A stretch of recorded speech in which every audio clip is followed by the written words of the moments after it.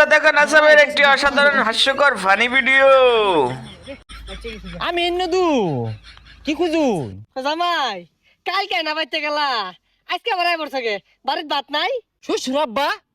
আমি কি খাইলা তার জামাই একটা আমান চিপস লই আইছি লইছই তো 10টা দামের একটা বটে ডই না আমার 5-7টা মুরগি খেয়ে যাইবা